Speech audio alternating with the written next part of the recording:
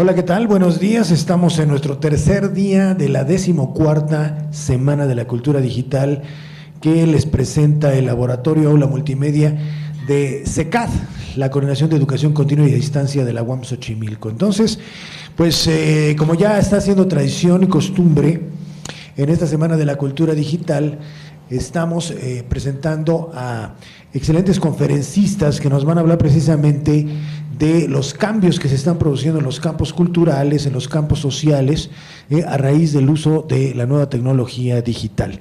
Y en esta ocasión tenemos para este tercer día al doctor Gregorio Hernández, profesor de aquí, de nuestra institución, de la UAM Xochimilco. Él es del Departamento de Educación y Comunicación.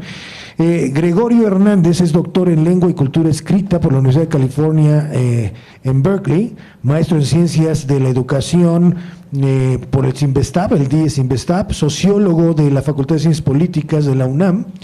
Fue investigación de posdoctorado y becario Fulbright en Estados Unidos. Actualmente es miembro del SNI y es profesor investigador en la UAM Xochimilco, donde imparte clases en la licenciatura de Comunicación y en los posgrados en Ciencias Sociales y Ciencias y Artes para el Diseño. Es un especialista en todos estos temas de alfabetización digital y en esta ocasión pues nos trae este tema interesantísimo de tratar de discernir exactamente qué es lo disruptivo de las nuevas tecnologías digital.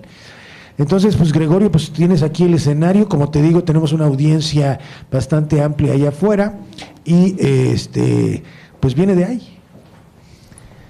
Bueno, muchas gracias. Buenos días, gracias por su asistencia, quienes están aquí presentes y que nos están viendo por la red.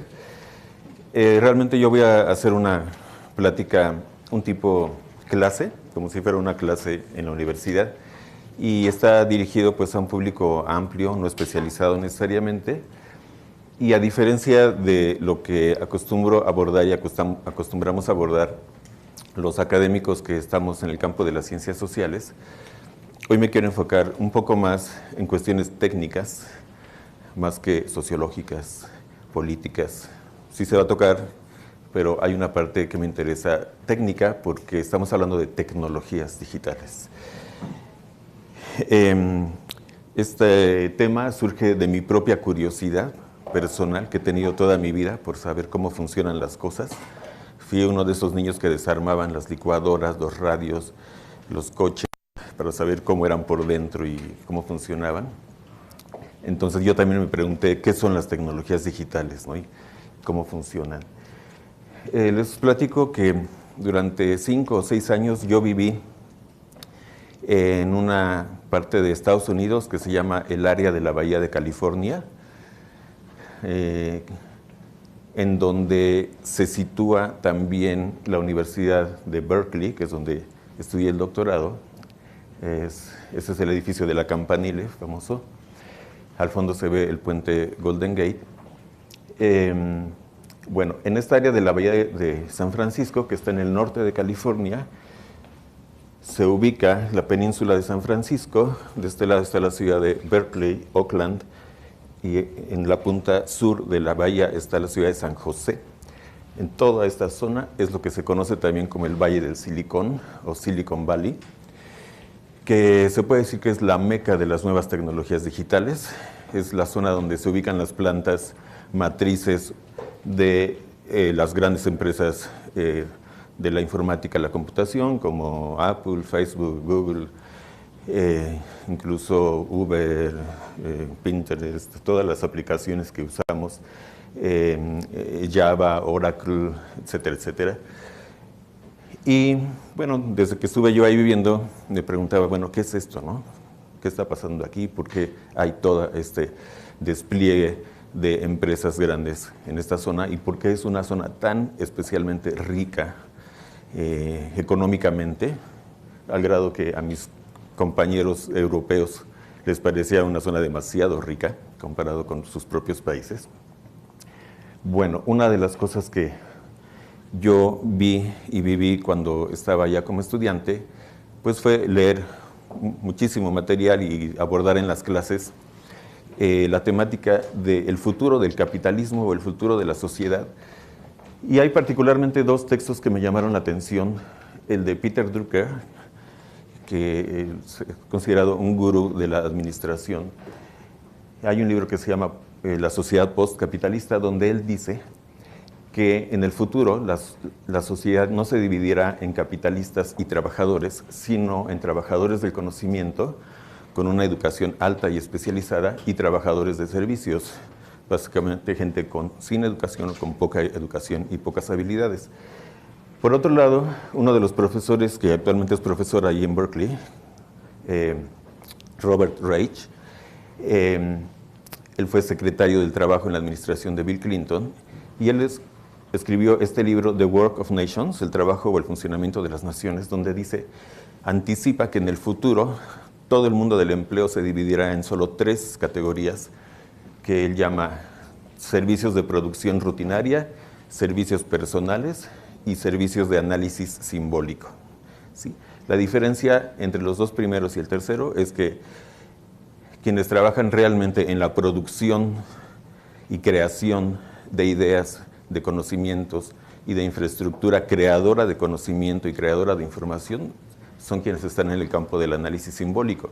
La gran mayoría de los trabajadores de empresas manufactureras o de servicios personales básicamente trabajan directamente con sus manos, pero los analistas simbólicos, su principal medio de trabajo son los símbolos, los sistemas simbólicos y conceptuales. Y es precisamente la tarea de la educación superior y de la educación de posgrado formar gente capaz de operar con distintos sistemas simbólicos.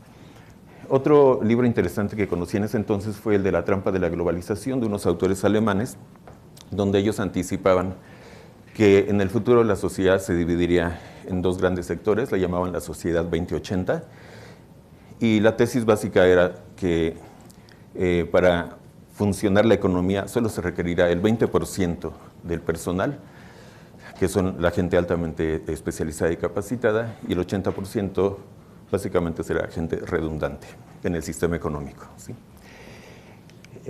Bueno, de aquí surge la palabra digital. Bueno, a propósito de la famosa zona del Valle del Silicón, este lugar se llama así, no tanto porque ahí se produzca silicón, sino porque el núcleo de los dispositivos tecnológicos, como los procesadores, los chips, todos esos cuadritos negros con patitas, están hechos de silicón. ¿Sí? Entonces, de ahí proviene todo lo digital, ¿no? Pero la palabra digital es lo que en inglés llaman un buzzword, una palabra que suena todo el tiempo, todos la usan en frases como tecnologías digitales, alfabetización digital, archivos digitales, audio o video digital, revolución digital, etc. Pero, ¿qué rayos es lo digital realmente? ¿Sí? ¿Y dónde está la revolución o lo revolucionario? Bueno, hay gente, mucha gente, que piensa que lo digital es porque estos aparatitos se manejan con las manos, con los dedos, y que incluso cuando uno utiliza las pantallas touch, pues le dejas tus huellas digitales, ¿no?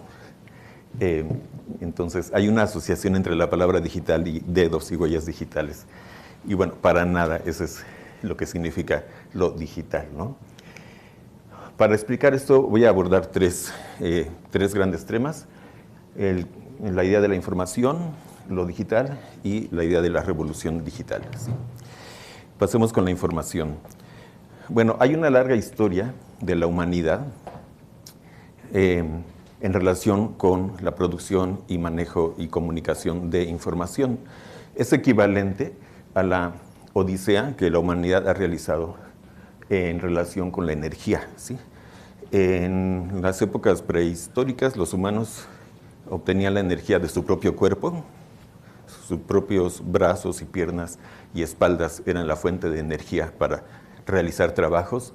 Después se dieron cuenta que podían usar animales fuertes como caballos, asnos y bueyes para realizar esos trabajos, que además tenían más energía. Después se dieron cuenta que podían recurrir a fuerzas naturales como el viento, el agua, las mareas, los ríos, para utilizarlos como fuente de energía.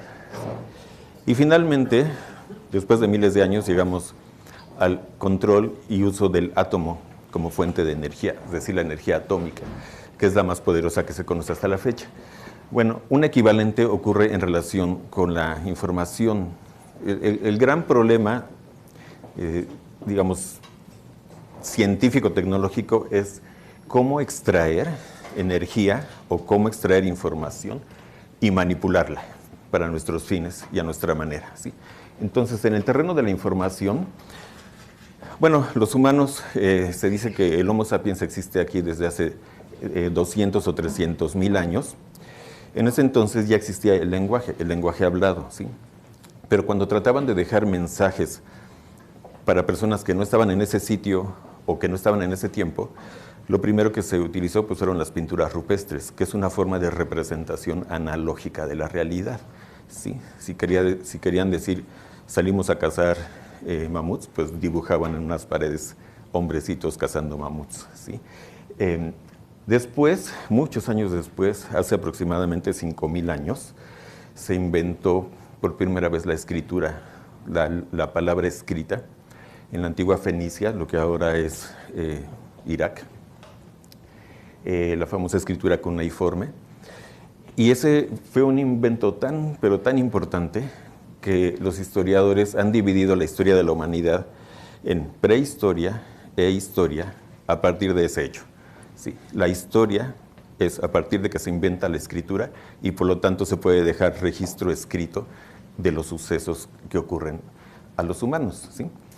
Eso fue hace 5,000 años y a partir de ahí la escritura hasta la fecha sigue siendo una herramienta de información y comunicación fundamental. Pero siglos después se fueron desarrollando distintos tipos de códigos, ¿sí? Distintos como el código Morse o el código Braille, el lenguaje Braille, o el código de signos con la mano, señas con la mano para la gente que es sordomuda, que todos esos tres, Braille, Morse y el lenguaje de señas, son códigos del alfabeto, ¿sí? Son solamente signos que sustituyen a los signos alfabéticos. Eso es lo que se llama un código. El alfabeto, en cambio, es un sistema de representación primario, ¿sí? Bueno, finalmente llegamos al siglo XX, donde se establece el sistema binario, el código binario, que es el que se utiliza actualmente en la computación y del que voy a hablar principalmente en el resto de la presentación. Bueno, hay una evolución histórica entonces de las tecnologías de la información y la comunicación que va desde que el surgimiento de la lengua hablada hace 300,000 años, las pinturas rupestres hace 30,000 años, la escritura hace 6,000 años, el alfabeto hace 3,000 años y el código binario hace apenas 60 añitos. Ya se conocía el código binario, pero su uso en la computación es reciente y fue una aportación de un hombre cuyo nombre se escucha poco, que se llama Klaus Shannon, que fue un matemático ingeniero que publicó en 1948 un paper famosísimo que se llama Teoría Matemática de la Información, y es de donde se deriva el concepto de bit, que básicamente el concepto es la unidad mínima de información. Los matemáticos y a la gente cuantitativa le interesa mucho medir las cosas. Ellos siempre quieren saber cuánto, ¿no? Entonces él se preguntaba, bueno, ¿cuánto mide la menor cantidad de información posible? Y él definió que era un bit. Bueno, aquí vamos a ver ejemplos de distintas formas de representación, ¿sí? La representación analógica sería lo opuesto a lo digital. Cuando estamos hablando ya de sistemas de signos y de sistemas de representación, hacemos la distinción entre sistemas analógicos y digitales, ¿sí? Los sistemas analógicos son formas de representar objetos o significados que se parecen físicamente a lo que representan. Entonces el dibujo de un gato es una representación analógica, porque repite la forma, la silueta del gato, ¿no? El lenguaje ya no es analógico. Por ejemplo, la palabra gato, que la escribimos con unos simbolitos que llamamos letras, que son parte del alfabeto, no es un sistema analógico porque esas letras no se parecen para nada a la forma y a la figura de un gato, ¿sí? Luego, esas letras se pueden traducir a otros códigos, como el Morse, que es una secuencia de timbrecitos cortos y largos, o al código ASCII, que asigna un número decimal a cada letra o a cada carácter del sistema alfanumérico. Y después del código ASCII, ese número decimal se puede traducir a código binario, ¿sí? Por ejemplo, la letra G en código ASCII es el número 103, y el 103 representado en binario es 0110011, ¿sí?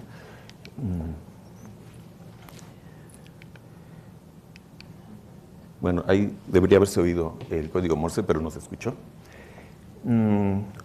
Algo interesante en relación con los símbolos. Fíjense, esto es una cosa interesante, es parte de mi campo. Yo trabajo en cosas de lengua escrita, literacidad, lenguaje, y todo eso es un mundo de símbolos. Es que, en cierto sentido, la evolución en el desarrollo de los sistemas simbólicos a lo largo de la historia humana es una evolución en el sentido de que cada vez se usan menos símbolos, ¿sí? Por ejemplo, las palabras del lenguaje hablado, el lenguaje que hablamos, esos ya son símbolos o signos, ¿sí? Signos lingüísticos.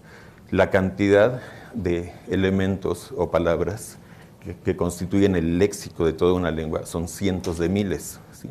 Cientos de miles. Una persona que aprende a hablar un idioma tiene que hablar tiene que aprender cientos de miles de palabras, ¿sí? Pero todas esas palabras, dentro de cada idioma, están formadas solo por una cantidad pequeña de sonidos, ¿sí? Esos sonidos individuales mínimos se llaman fonemas. En el idioma español de México, chilango, usamos 22 fonemas, ¿sí? Los sonidos A, B, K, Ch, así. No es lo mismo que letras. Las letras son la representación gráfica de los fonemas, ¿sí?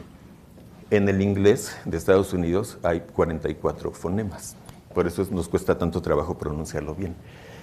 Ahora, esos fonemas, justamente cuando se inventó el alfabeto hace 3.000 años aprox, en la antigua Grecia, se representan con 27 letras, el famoso abecedario, ¿sí?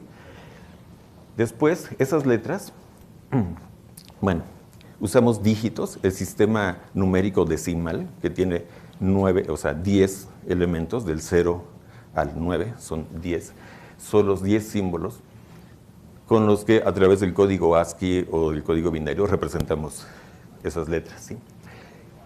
Para finalmente llegar al código binario, cuya unidad se llaman bits y solamente tiene 2 elementos, ¿sí?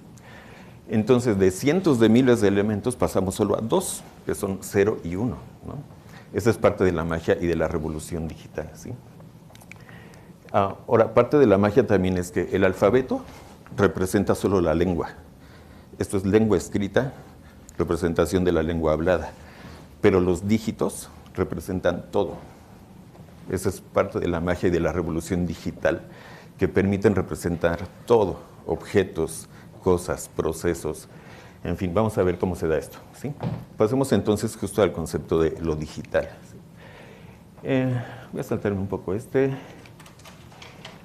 Bueno, para entender qué significa la palabra digital, hablando de la revolución digital y de las tecnologías digitales, hay que entender lo que es el sistema numérico.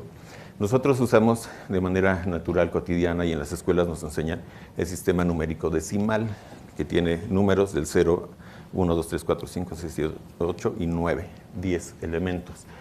Pero cuando los escribimos, le damos un valor posicional, ¿sí? De manera que el número que escribimos hasta la derecha vale 1. En la siguiente posición, el número que está ahí lo multiplicamos por 10. En la siguiente posición lo multiplicamos por 100, ¿sí? Entonces son las unidades, decenas, centenas, miles, decenas de miles, centenas de miles, millones, así. Entonces, 1 más 6 significa 1 más 6 ceros, ¿no? Si yo pongo, por ejemplo, un número 7 aquí, significa 7 millones, ¿no? Un 7 con 6 ceros. Bueno, en el sistema binario solamente se usan 2 números, el 0 y el 1, ¿sí? pero al escribirlos también ocupan una posición, un valor posicional, de manera que el que se pone hasta la derecha vale 1, si pones un 0 vale 0, si pones un 1 vale 1, en la segunda posición vale 2, en la tercera 4, la cuarta 8, o sea, se va multiplicando por 2. En el decimal se multiplica por 10, en el binario se multiplica por 2. Si se dan cuenta de la secuencia, 2, 4, 8, 16, 32, 64, 128, y luego continúa acá 256, 512, 1024, 2048, son las medidas de las memorias. ¿Sí? Cuando compramos la memoria USB, es de 512 megas, o 1024 megas, o 2024, así. Son esas las medidas, ¿no? Ahora, el sistema binario se forma por 8. Si tú pones 8 bits, esos 8 en conjunto forman un byte que se escribe con Y y B mayúsculas. ¿Sí? Un bit es solo un 0 o un 1. Un byte son 8 elementos que pueden ser 8 ceros o 8 unos. Si sumas todos esos números te da 255. Es el máximo valor de un byte. ¿Sí? Bueno, por ejemplo, si queremos escribir el número 14, pues el 14 porque estamos en la 14 semana de la cultura digital. En sistema decimal, pues pone un 4 al final y un 1 enseguida. Ese 1 vale 10 y el 4 vale 4. Entonces 10 más 4 da 14. En sistema binario, ponemos un 1 aquí, que vale 8, un 1 aquí que vale 4, 1 vale 2, entonces 8 y 4, 12, y 2, 14, no. 8 más 4 más 2, aquí sobró 1, ¿sí? Entonces, esa es como la lógica del funcionamiento. Ahora, la palabra bit es una abreviación de las palabras binary digit en sí. Y hasta donde tengo entendido, esa fue una de las aportaciones de Claude Shannon en su paper famoso, ¿sí? El crear el concepto de bit. Bueno, un bit en sí es la representación de dos estados posibles, un 0 o un 1, falso o verdadero, sí o no, on o off, apagado o prendido. ¿Sí? Cualquier tipo de oposición de dos elementos se puede representar con los famosos símbolos de 0 o 1. ¿Sí? Bueno, ¿cómo se comunican los bits en sí? ¿No? Una cosa son los símbolos, pero ¿cómo se pasan a las computadoras? Bueno, en las computadoras hay los procesadores que tienen cables, hay unos cables delgaditos, más delgaditos que cabellos. Entonces, si tienes solo un cable eléctrico, el cable puede comunicar 2 bits, ¿sí? Porque solo puede estar apagado o prendido, ¿sí? Si tienes 2 cables, entonces tienes 4 bits, así.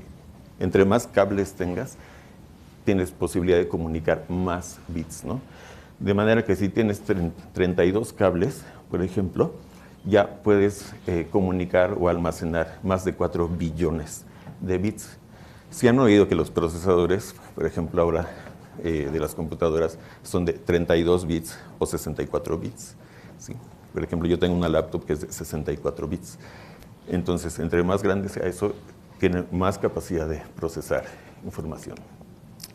Bueno, ahora el punto aquí importante, raro, mágico, y yo diría revolucionario, es cómo se hace para representar y comunicar textos, imágenes y sonidos a través de esos dos numeritos, 0 y 1. Bueno, fíjense, ¿cómo se convierte texto en sistema binario? Supongamos que queremos comunicar la frase: hola, esta es una revolución digital. Si no ayudas, no estorbes. Bueno, esa frase escrita en sistema alfabético de escritura, así se escribe en sistema binario. Aquí dice: hola, esta es una revolución digital. Si no ayudas, no estorbes. ¿Por qué? Porque cada una de las letras, por ejemplo, la H mayúscula, esta H, en código ASCII que está ahí en esta tabla, se le asigna el número 72, ¿sí? y luego ese 72 lo representamos con 8 bits y nos queda así, 01001000, ¿sí? Y así para la siguiente letra, que es la O en código ASCII se le asigna el 111. ¿Qué es el código ASCII? Pues un código que inventaron en Estados Unidos, que significa American Standard Code for Interchange Information, código estándar americano para el intercambio de información, y básicamente es esa tabla donde están toda la lista de los caracteres alfanuméricos y se le asigna un número, ¿sí?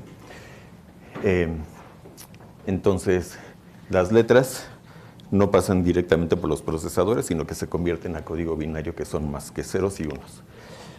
Ahora, ¿cómo se convierte el audio, sonido, a código binario? ¿Sí? Aquí debería sonar algo, vamos a ver si funciona. No suena.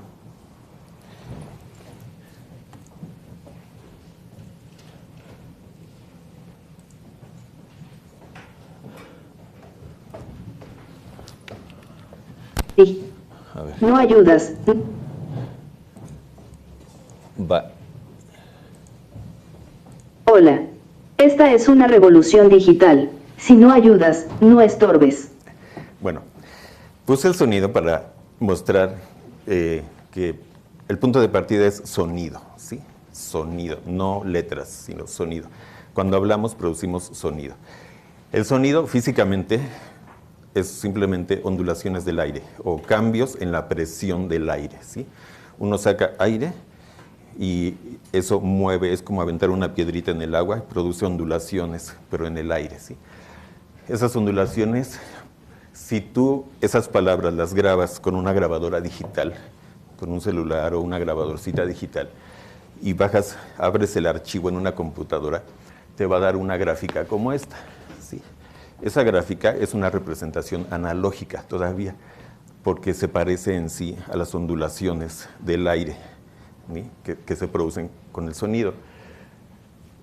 Ahora, si abres esa gráfica en un editor de audio, tiene una herramienta que es el zoom, donde tú le puedes ampliar así, y cuando le amplías muchísimo, muchísimo, esto se va convirtiendo en esto, como líneas independientes, y cada una de las líneas ya se le asigna un valor a través de un proceso que se llama sampling, como muestreo, en donde por decir un puntito que está aquí, es este, entonces este tiene una distancia en el tiempo, digamos ocurrió a los 2 segundos de que empezó la grabación, y tiene una distancia de una amplitud, que es el volumen, y eso se le asignan unos valores numéricos, y esos números se convierten a sistema binario, como acá.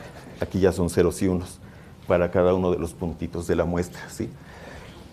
El proceso del sampling, como todas las cosas que se hacen ahora con el software digital, puede ser más tosco o más fino, ¿sí? Tú puedes samplear, por decir, muestrear cada segundo o cada medio segundo o cada milésima de segundo, entonces te sale un archivo mucho más grande y más fino. Pero bueno, finalmente el sonido se convirtió en ceros y unos, ¿sí? ¿Cómo se convierte la imagen, una imagen, en código binario? Bueno, partimos de la foto, un modelo que está allá. Esa foto, si tú la abres en tu computadora y le puedes dar zoom, zoom, zoom, lo alejas lo suficiente, sale el cuadrito de abajo, que ya es la zona de la nariz y la boca, y si eso lo sigo ampliando, se va a convertir en píxeles. No sé si se ve porque está prendida esa lámpara, pero aquí se deberían ver claramente cuadritos independientes que llamamos píxeles, ¿sí? Cada píxel es un cuadrito de un solo color. Ahí ya no se mezclan, entre comillas, colores, ¿sí? Entonces, si agarramos los 4 cuadritos de arriba a la izquierda y los ampliamos como aquí, tenemos 4 píxeles, ¿sí?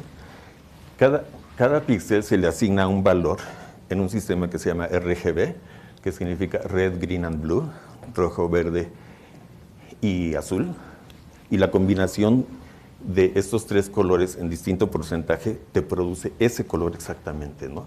Por ejemplo, en este caso, realmente ese píxel, el rojo tiene un valor de 198, el verde 126 y el blue 101. El máximo valor de los RGB es 255. 255 es el valor máximo de un byte, si se acuerdan, ¿no? Entonces, ya que se tienen esos tres números, esos tres se convierten a binarios. El 198 lo representamos con binario así, el verde y el azul. Entonces, eso significa que se necesitan 3 bytes para representar un color, o sea, un píxel.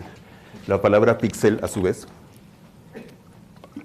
significa, es una abreviación de Picture Element, elemento de una imagen, ¿sí? ¿Cómo se convierte el video a código binario? Es lo mismo, pero masivo y veloz. ¿Por qué masivo?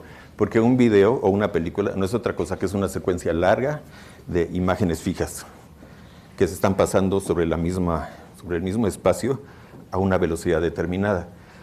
Una velocidad común es 24 cuadros por minuto, lo que se conoce como FPS, frames per second, por segundo. 24 cuadros por segundo o 60 cuadros por segundo. Entonces son más imágenes. Entonces, exactamente el mismo proceso de acá, cambiar cada píxel a código binario, a 3 bytes. Por cierto, no dije aquí que en esa imagen en particular, esa foto mide 1915 por 2553 píxeles, ¿sí? Cuando ustedes toman sus fotos digitales, siempre les sale una medida de tantos por tantos. Este es de 1915 por 2553, que multiplicado da 4.888.995, o sea, casi 5 millones de píxeles. 5 millones de píxeles multiplicados por 3 bytes que se necesitan para representar cada píxel, da 14 millones de bytes. ¿Sí? Que se representa con MB, megabytes, ¿sí? O sea, el archivo de esa imagen debería medir, sin ningún tipo de compresión, 14 megabytes, ¿sí? Los ingenieros son gente muy útil para la sociedad y son genios, y han logrado que en lugar de tener un archivo de 14 megabytes, el archivo sea de 1.2 megas, como es realmente, utilizando sistemas de compresión, quitando información redundante, etcétera, ¿sí? Pero esto es importante porque aquí ya surge algo interesante. La cantidad de información que se comunica a través del sistema binario es masiva, es impresionante.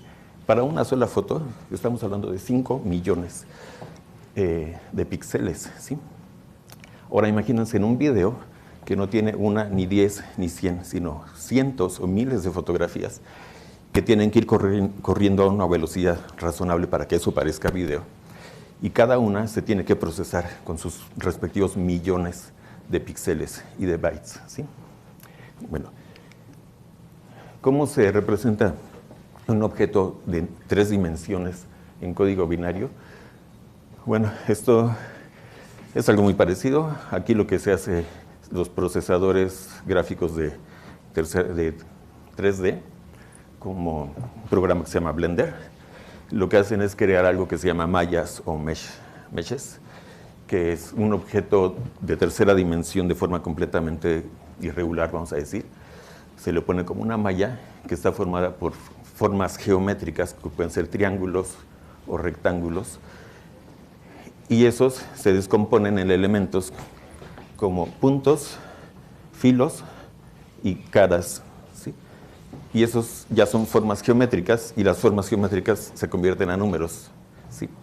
Y entonces, hagan de cuenta que para cada polígono, cada uno de esos triangulitos, igual es como si fuera un píxel, se le asignan sus valores y se convierten a código binario, ¿sí? El punto aquí es que entre más fina quieres que sea la imagen, más valores vas a tener. La cantidad de información es impresionante, ¿sí?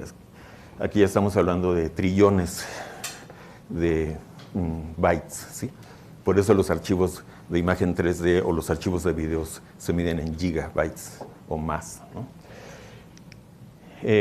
Bueno, se puede representar incluso cuerpos humanos mexicanos a través del código binario, ¿no? Bien, pasemos ahora ya a una última reflexión sobre, entonces, ¿qué es lo revolucionario de la revolución digital? ¿Sí? Dice aquí el perro, ok, ya entendí, pero ¿por qué importa tanto que la información sea digital? Ya vimos que digital no es que es con el dedo, sino es que es un número dígito, 0 o 1. ¿Sí? ¿Por qué importa tanto? Respuesta a Guamemes. Si escribes en código binario, no necesitas ortografía.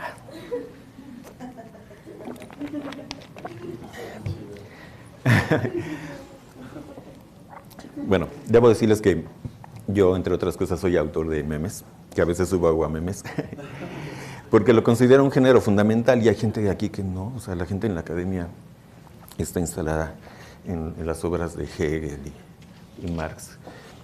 Hay cosas que puedes entender y además disfrutar al mismo tiempo, usando el humor. Sí. Bueno, la respuesta a Silicon Valley sería porque el código binario se puede comunicar con electricidad. Sí. Las letras no, los dibujos no. El código binario sí, se puede comunicar con electricidad. ¿Y? Dice el gato. Bueno, eso importa por cuestiones de velocidad y de cantidad. Ya vimos que cuando estás comunicando objetos más pesados en términos de información, como una imagen digital, no se diga un video, tus cantidades ya no van a ser 8 bits o bytes o kilobytes, ni siquiera megabytes. Una canción MP3 te puede dar 3 a 5 megabytes, todavía es chico, se puede decir. Pero ya los videos, todas las películas de DVD son de gigabytes, ¿no? Y ahora pues está la unidad de terabytes, petabytes, exabytes, zettabytes y yottabytes, ¿sí? Que son cantidades inmensas, inmensas de información expresada en ceros y uno. La unidad mínima es el bit. ¿Sí? Bit es un 0 o 1. Ese 0 o 1 ya desapareció ahí. Todos estos son bytes, ¿sí? O sea, cualquier cosa que diga aquí, multiplícalo por 8, ¿sí? Porque un byte son 8 bits, ¿sí? Bueno, ¿por qué importa eso? Porque la electricidad, si no se los han dicho, la electricidad y la luz es lo mismo. ¿Sí? Esta luz que nos está alumbrando ahorita, ya sea la del cielo, estas lámparas, y la corriente eléctrica que pasa por los cables, es lo mismo. Eso lo descubrió y lo estableció un físico matemático en el siglo XIX, Maxwell. Hay unas ecuaciones famosas de la luz, donde descubrió que la electricidad y la luz no es otra cosa que ondas electromagnéticas. ¿Sí? Entonces, ¿por qué es importante eso? Porque la luz viaja a la velocidad de la luz. Y en todo el universo no hay nada que viaje más rápido que la luz, hasta la fecha no se ha descubierto. ¿Sí? La luz viaja a 300.000 kilómetros por segundo. ¿Sí? En un solo segundo, un rayo de luz le daría 7 vueltas y media al planeta Tierra, en un segundo. ¿Sí? Entonces, tenemos dos problemas a resolver que son técnicos. Una cantidad inmensa de información y cómo la comunicas rápido. ¿Sí? Como yo decía en otras pláticas, antes del invento de lo digital, las tecnologías digitales, si tú querías comunicar una cantidad grande de información, tenías que usar la escritura, los libros, los textos impresos. Entonces hagan de cuenta que la biblioteca entera que está aquí atrás de la universidad, todos los libros que tengas y enteritos, tendrías que subirlos en un tren, en un avión, en un barco y llevarlos hasta el otro lado del planeta, y eso se iba a tardar 3 meses en llegar y solamente iba a llegar a un lugar, ¿no? Ese acervo. ¿Cuál es la magia de la revolución digital? Que ese acervo inmenso, toda esa biblioteca enterita, cabría en una memoria USB y podrías llevarla, podrías sacarle copias y mandarlas por correo, pero mejor la subes a la red y la mandas y te llega en 2 segundos, llega, y no a un lugar, sino a todo el planeta entero. ¿Sí? De ese tamaño es la revolución digital en el aspecto técnico, tecnológico. ¿Sí? Tenemos ahora la capacidad de convertir cualquier objeto en información digitalizada y una vez convertido, enviarlo a la velocidad de la luz a todos lados. Y en realidad hasta fuera del planeta Tierra, ¿sí? A través de las microondas. Pero bueno, dice ahí el gato, ¿y qué? Con la velocidad y la cantidad, ¿no? Bueno, otro problema, aquí cuando hablamos de revolución digital hay dos aspectos tecnológicos que son inseparables, pero ahorita me he enfocado en el software, que es el código binario, pero está el tema del hardware, ¿no? El software, los ceros y los unos no existen sin un lugar físico en que ponerlos. Bueno, hay una historia que voy a saltar los miles de años de la escritura en piedras y luego en libros, y nos vamos a 1956, cuando se creó el primer hard drive o disco duro de la empresa IBM, que pesaba 1 tonelada, le cabían 3 megas.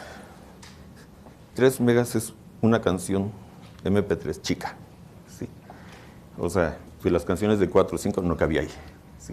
Pesaba 1 tonelada y usar este hard drive costaba $30,000. Te lo rentaban por $30,000. O sea, $10,000 por mega, ¿sí? ¿Cómo se pasó de un hard drive de 1 tonelada al que le caben 3 megas a una micro SD que puede tener, en este momento ya hay de 2 terabytes? ¿Sí? Pero bueno, digamos, las normales que todo el mundo traemos ahorita en nuestro bolsillo son de 8 a 32 o 64 gigabytes por 300 pesos o menos, ¿sí? O sea, es baratísimo, le cabe muchísimo, es chiquita, ligera, pesa 1 gramo o 2 y no 1 tonelada. Bueno, ahorita en este momento se está pasando a otro nivel más. Hay 2 niveles en los que está ahorita la revolución digital, hacia la computación cuántica, ¿sí? Que no me voy a meter en eso, pero es otra cosa completamente mágica. Y sí, ya no es binario. Son los 2 estados al mismo tiempo y más, ¿no? Y la velocidad es impresionante. Bueno, se dice que ahorita el que tenga la posesión de la computación cuántica va a dominar al mundo porque va a tener la capacidad de codificar todos los passwords de todas las instituciones y gobiernos del mundo, entre otras cosas. Pero también estamos pasando a otro nivel, que es cómo almacenar tanta información, ¿sí? Porque las memorias tienen una duración. Los USBs y los discos duros se descomponen, se corrompen los archivos.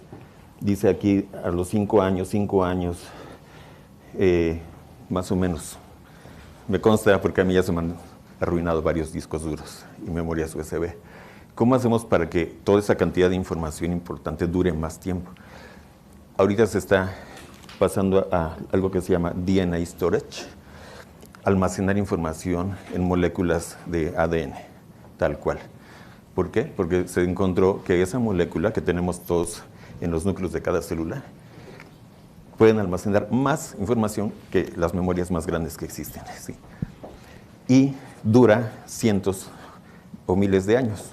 No se corrompen los archivos como en los... Bueno, no sé cómo ando de tiempo. Ya me pasé. Bien. Voy a entonces concluir aquí con otras cosas. Entonces, resumiendo, una revolución, un segundo aspecto, una segunda respuesta de por qué es una revolución, porque la información existe en la naturaleza.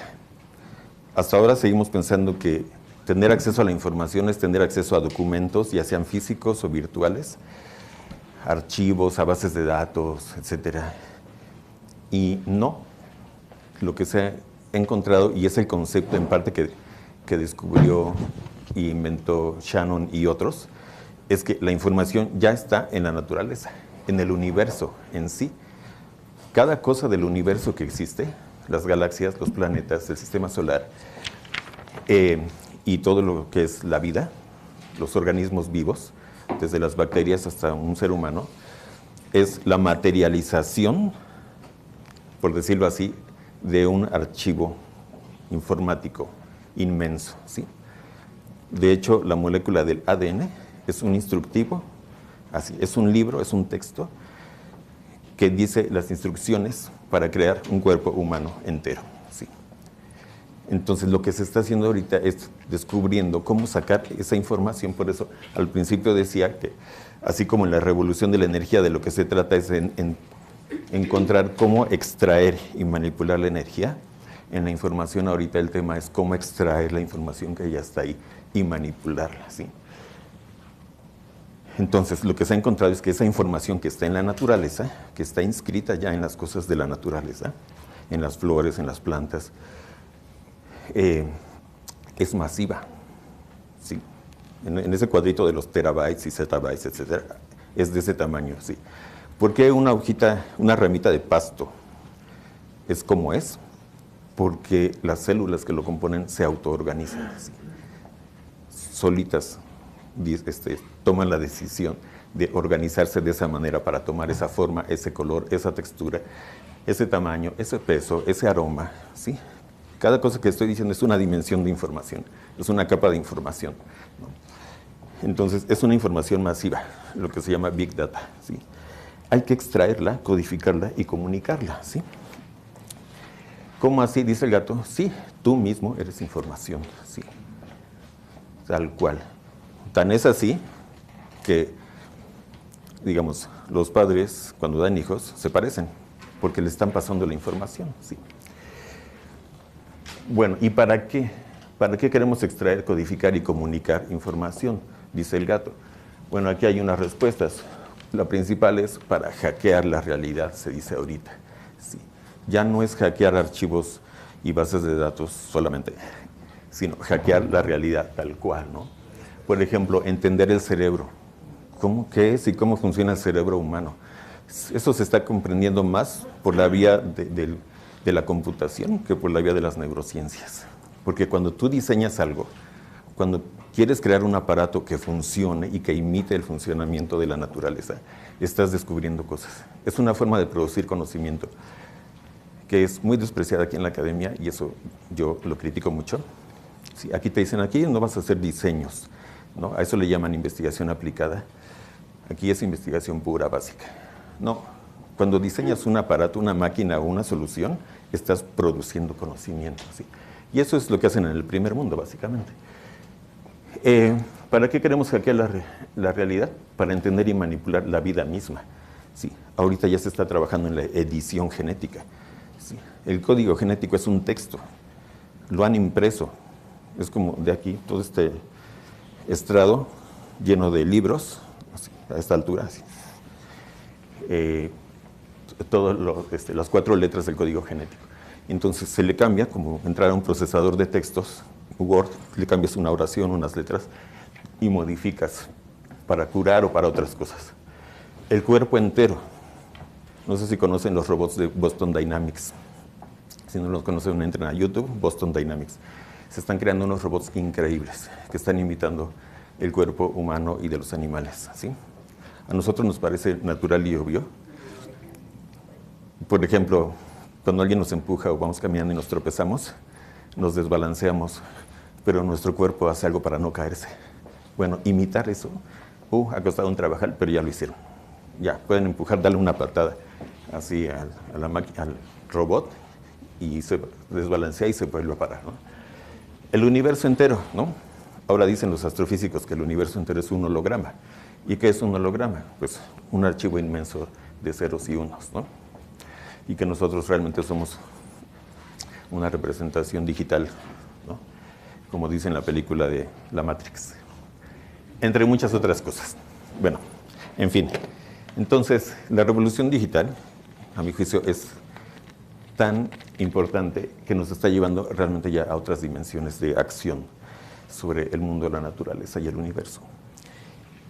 Y regresando a mi diapositiva inicial del Valle del Silicón y de los analistas simbólicos, para poder trabajar y entender eso y manipularlo, hay que entrar al mundo de los símbolos, de los conceptos. Por eso tienen tanto peso aquí los matemáticos y otros sistemas simbólicos, los programadores y demás, ¿no? Bueno, pues aquí le dejaría. Muchas gracias por su atención. Espero haya sido de utilidad esto. Muchísimas gracias.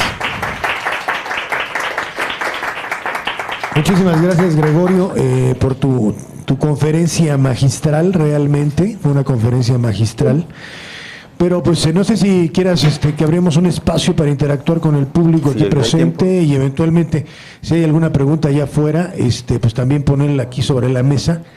Pues quien quisiera colaborar, participar, aquí hay algunos alumnos míos que hemos estado precisamente hablando sobre estos temas de la digitalización y la revolución digital y cómo está cambiando la sociedad y los campos profesionales.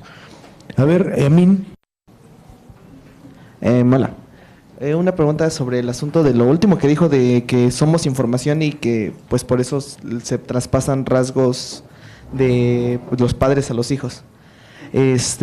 Últimamente se ha hecho un estudio sobre que los animales, sobre la clonación, la clonación genética, se pasa la misma información genética, pero los rasgos de comportamiento no son iguales. Entonces, esos rasgos de comportamiento o de personalidad, ya principalmente en animales, que es donde se está llevando a cabo, ¿se transfieren en esa información? O, bueno, ¿crees que se transfieren en esa información? ¿O son simples, como aspectos ajenos a la información? No, yo creo que, bueno, en el caso de los humanos es muy claro que el comportamiento es una mezcla de herencia genética y, digamos, formación cultural. En inglés se usan las palabras nature y nurture, nutrición, ¿sí? Es decir, los sujetos humanos nos vamos formando una parte por nuestra naturaleza genética, pero otra parte es por la nutrición que recibimos socialmente, que básicamente son muchas cosas, pero la socialización, la enculturación, la educación, lo que vas aprendiendo va modificando y moldeando tu comportamiento. Y ahora sabemos que con los animales también es así. ¿Alguien más quisiera intervenir? Claro. ¿Tu nombre y de dónde? Sí, tu nombre antes de... Me llamo Andrés, estoy en la carrera de diseño gráfico. Me gustaría, bueno, no sé si ya se pueda, pero hablando esto de que toda la información se puede digitalizar, ¿crees que se pueda digitalizar un pensamiento, digamos, directamente del cerebro a un computador? Y mi segunda pregunta es, hablando de la información que ya se puede guardar en el ADN, si también se podría, digamos, en un futuro, que las personas guardaran la información dentro de su propio cuerpo, como una computadora, más o menos. Sí. Bueno, lo primero, hasta donde sé, sí, de hecho ya se puede. Digamos, ya se está haciendo lectura directa de pensamiento, que se pasa a imágenes. Pero no es que sea una cosa tan mágica, lo que llamamos pensamiento, el cerebro, son impulsos eléctricos, o sea, también son ondas electromagnéticas, ¿no? Es como, en este momento, aunque no parezca, estamos sumergidos en un mar de microondas, ¿sí? Entonces, cuando tú estás pensando, estás produciendo también ondas electromagnéticas, entonces hay aparatos que las captan, ¿no? Así como este aparato está captando ahorita la señal de la red inalámbrica que se está transmitiendo por una antena, entonces se puede, pero pasa por el mismo proceso que todo lo demás. Yo me enfoqué en el código binario porque es el que se transmite directo por la electricidad. Y no dije por qué, pero la razón es porque la electricidad solo conoce dos estados, apagado o encendido, o alto voltaje y bajo voltaje. Y ya, es lo único que sabe hacer la electricidad. Entonces es perfecto para comunicar dos símbolos, digamos, ¿no? Pero realmente en las computadoras, cualquiera que sepa tantito de computación, sabe que hay todo una serie de capas de lenguajes que les llaman lenguajes de bajo nivel hasta los de alto nivel. Lenguajes de programación, ensambladores, compiladores, que van convirtiendo de unos a otros los códigos. Por eso es con mayor razón un sistema simbólico que tienes que manejar. Sí. Bueno, entonces igual supongo que los pensamientos pasan como ondas electromagnéticas y se tienen que convertir en algún tipo de código que después lo codifica a otro hasta convertirlo ya digamos, a la imagen visible o al texto, a la palabra escrita. Y hace poco leí que están trabajando ya en la posibilidad de cargar información al cerebro, ¿no? Yo dije, yo me anoto, o sea, primero en la lista, en la fila, porque va a ser como en la Matrix. O sea, si te pueden cargar información de idiomas y puedes aprender un idioma o 2 o 10, está ya súper, ¿no? O habilidades, etcétera. Bueno, esa es una de las cosas que hasta ahorita parecen ciencia ficción, pero bueno, si no lo conocen, hay un tipo que se llama Michio Kaku, que es un fanático del futurismo tecnológico. Lean sus libros o vean sus videos en internet.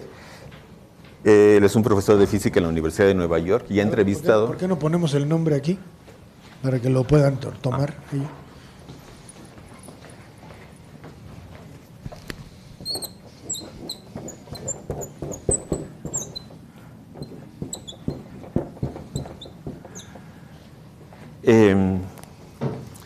Bueno, él además es un gran comunicador de la ciencia, ha sido conductor de programas documentales y ha entrevistado recientemente a cientos de los científicos y tecnólogos más importantes del mundo. Entonces tiene una visión de hacia dónde va el futuro, digamos, de las tecnologías en muchos aspectos. Entonces parece que no estamos muy lejos de algunas cosas que sí, nos parecen magia, pero también parecía magia poder comunicar algo sin alambres. Y aquí lo tenemos, ¿no?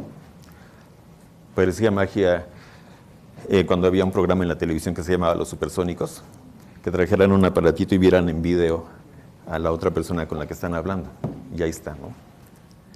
Y no me acuerdo cuál era la otra pregunta. Bueno, gracias. Sí, te contestaron las dos preguntas, ¿no? Si te podía transmitir el pensamiento en código binario, ¿no? Y por lo tanto convertirlo en algo, transmitirlo, ¿no? Sí, yo creo que el cuerpo humano ya lo hace. El cerebro no son más que impulsos eléctricos y químicos. Las sinapsis son como compuestos químicos que están saltando de una neurona a otra, y electricidad.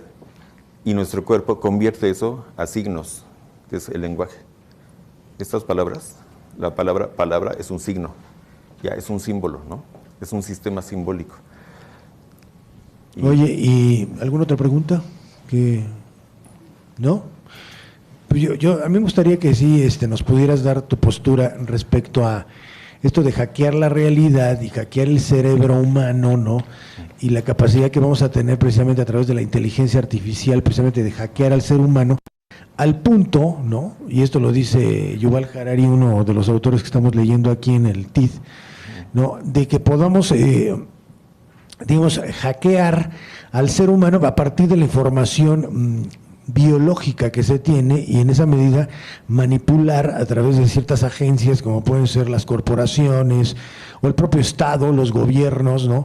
Y en esa medida cambiar completamente el panorama y las condiciones, la lógica y dinámica de la sociedad con que estamos viviendo, ¿no? O sea, ¿tú cómo ves eso, el papel de la inteligencia artificial en el control social?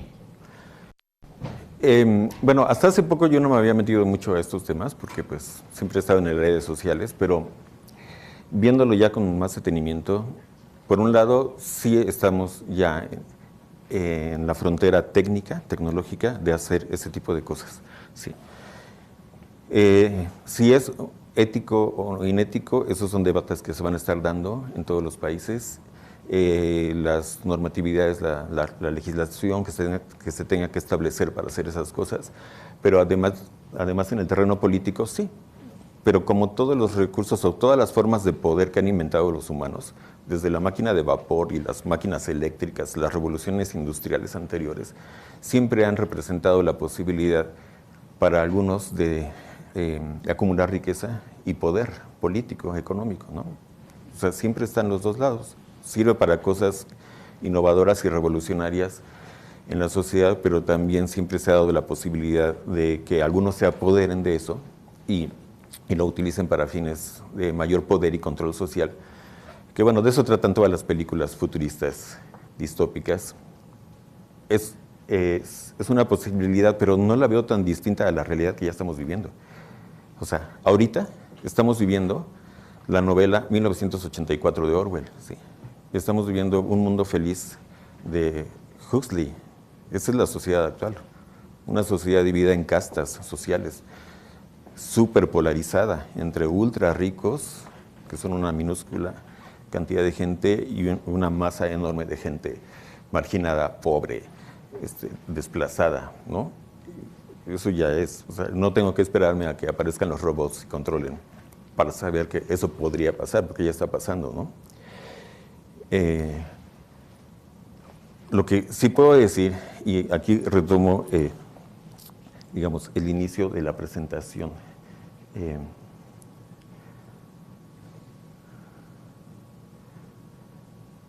Aquí, esta parte de la división, muchos autores, desde los años 80 y 90 empezaron a anticipar el futuro y lo que dijeron es que el mundo estaba avanzando hacia una polarización del conocimiento y el trabajo.